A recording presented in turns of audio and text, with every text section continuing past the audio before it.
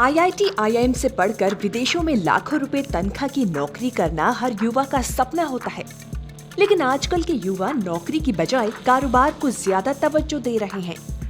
आज हम आपको ऐसी ही एक युवा कारोबारी की कहानी बताएंगे जिसके पास आईआईएम की डिग्री है, विदेश में लाखों की नौकरी थी, लेकिन इस युवा ने अपने पिता के कारोबार को आगे बढ़ाने का फैसला लिया। ये है अजमेर की रहने वाली अंकिता कुमावत। इनकी आज अपनी अलग पहचान है। अंकिता ने लाखों की नौकरी छोड़ डेयरी फार्मिंग के कारोबार को चुना। अपने दृढ़ निश्चय, विश्वास और काबिलियत के बदौलत आज अंकिता का डेयरी कारोबार चल निकला है।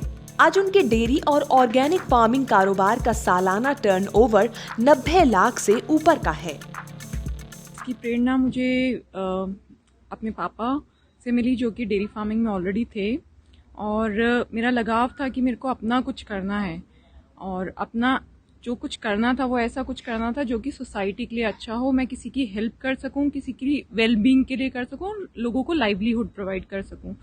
तो मेरे को एक ऐसा कॉन्सेप्ट लेके लाना था जो कि वेलफेयर के लिए हो, from social, economic, animal, society, environment. तो इसलिए मैंने फार्मिंग को अडॉप्ट किया।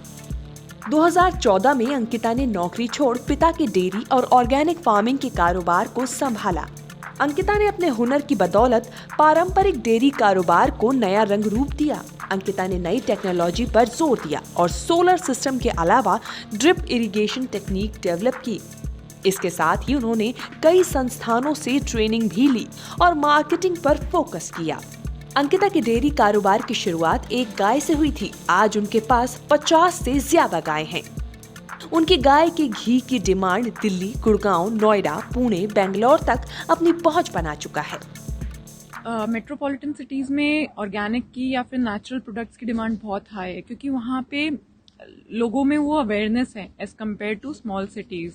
स्मॉल सिटीज में अब कोरोना के बाद, कोविड के बाद, एक्चुअली इस पेंडेमिक ने खुद ने ही सिखा दिया है कि लोगों को health awareness, health consciousness, immunity boosters और नेचुरल चीजें जो उनकी हेल्थ के लिए बहुत अच्छी हैं, उन पे स्विच करना है। तो ये है कि अब धीरे धीरे लोग स्विच हो रहे हैं स्मॉल सिटीज में, बट हाँ, नो डाउट मेट्रोपॉलिटन सिटीज में डिमांड बहुत ज्यादा है।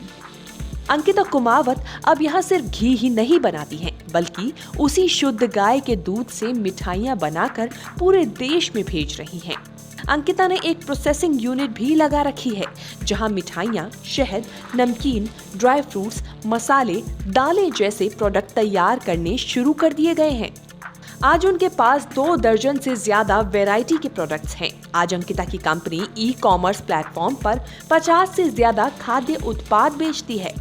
इसके साथ ही अंकिता ने सोशल मीडिया और मातृत्वा.co.in नाम से वेबसाइट भी लॉन्च की है, जिसके जरिए अजमेर की इस बेटी के प्रोडक्ट की डिमांड विदेशों में भी होने लगी है।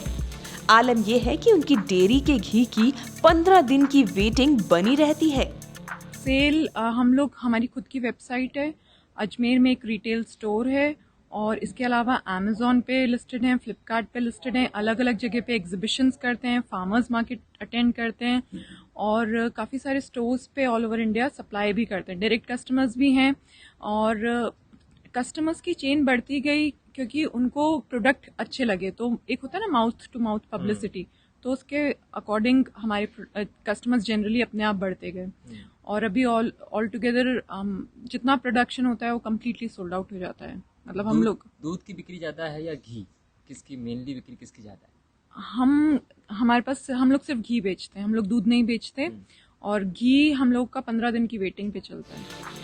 इस बार बजट से अंकिता चाहती हैं कि सरकार ऑर्गेनिक फार्मिंग और डेयरी कारोबारियों के लिए अतिरिक्त सब्सिडी का ऐलान करे, ताकि केमिकल फ्री प्रोडक्ट्स को बढ़ावा मिले।